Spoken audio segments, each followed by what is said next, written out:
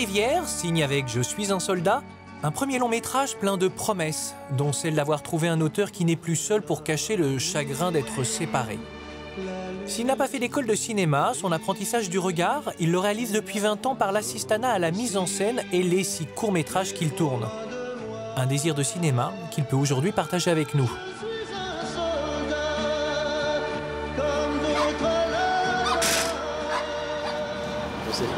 Bonjour Laurent Larivière, ça va bien? Très très bien.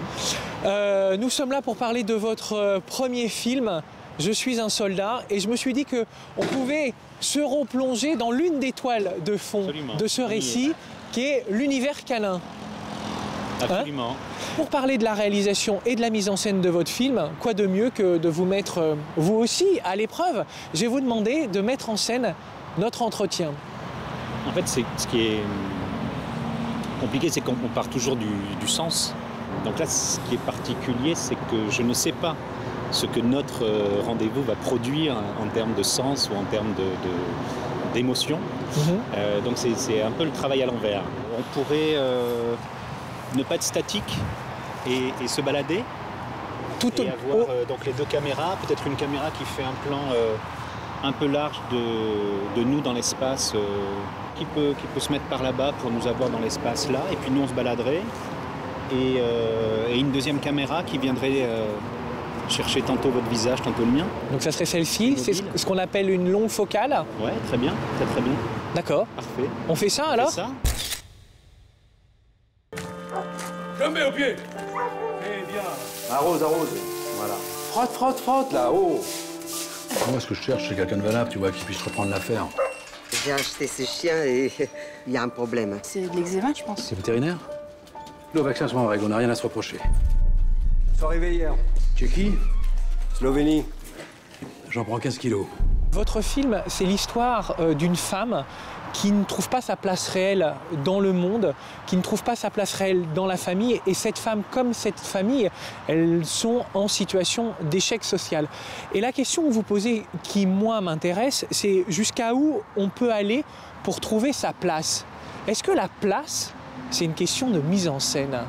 Il y a la volonté avec mon co-scénariste de travailler avec une matière qui laisse la place au spectateur de projeter énormément de choses. Donc c'est donner des balises, c'est donner des miroirs à différents endroits sans fermer. C'est-à-dire par exemple, le film se passe effectivement dans un milieu où il y a un trafic de chiens, mais je pense que le trafic de chiens, c'est une allégorie de la violence contemporaine et ça vaut pour plein d'autres violences. Donc la question de la place, elle vaut effectivement peut-être pour la question de la place dans la société, la question de la place dans la famille, c'est-à-dire qu'on n'échappe jamais au fait qu'on est la petite sœur, la grande sœur, etc. La place qu'on a en amour, et alors pourquoi pas la place, la question de place au cinéma. Parce que la place au cinéma, elle est liée pour moi à la question du désir, notamment chez un metteur en scène. Désir de montrer ou au contraire de ne pas montrer. Ben, c'est extrêmement important, c'est-à-dire que bon, je pense toujours à cette phrase de Godard qui dit « Si vous filmez le visible, c'est un téléfilm que vous faites.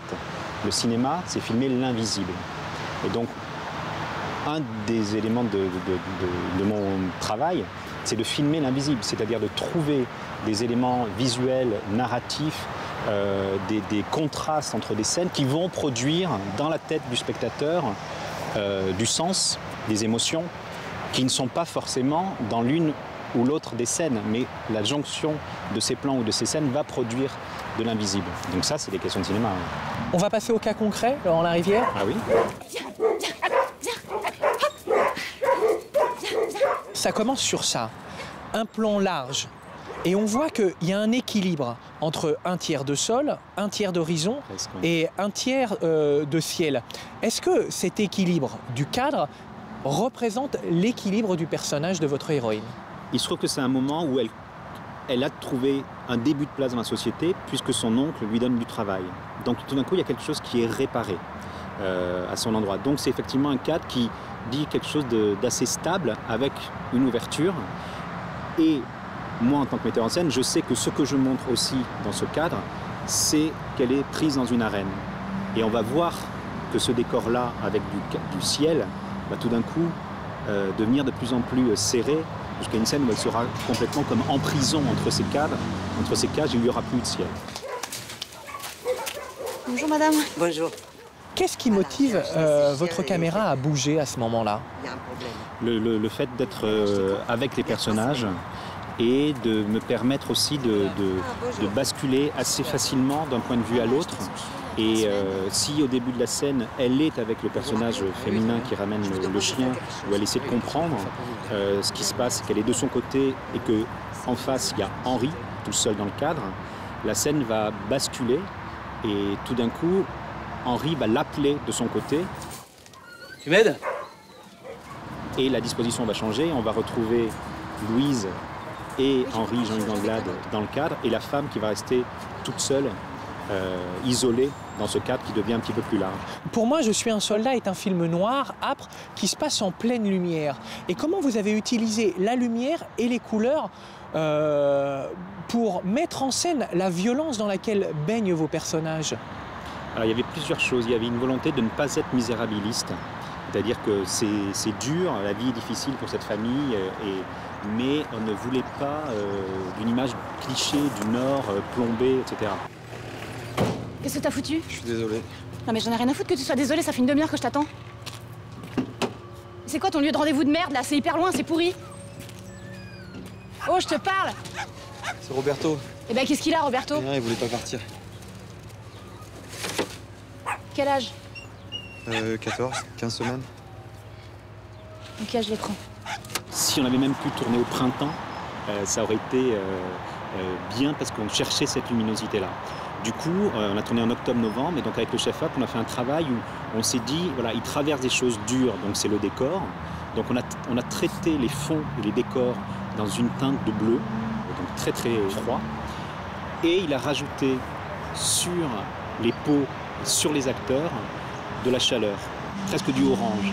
Dans les scènes d'extérieur, il y a des projecteurs qui ramènent du soleil, de la douceur sur la peau des acteurs, alors que le fond est traité froid.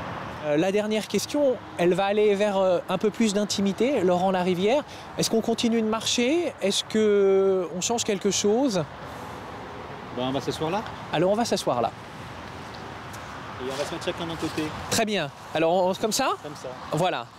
Pourquoi filmez-vous? En fait, le cinéma m'a vraiment aidé à vivre quand j'étais adolescent. Et donc je me souviens très très bien à 15 ans avoir décidé de faire du cinéma, que ma vie était là.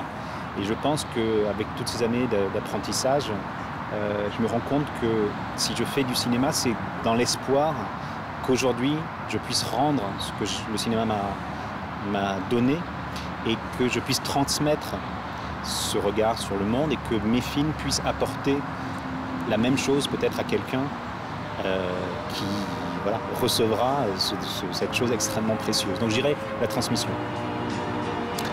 Merci Laurent Larivière. Merci à vous, merci beaucoup.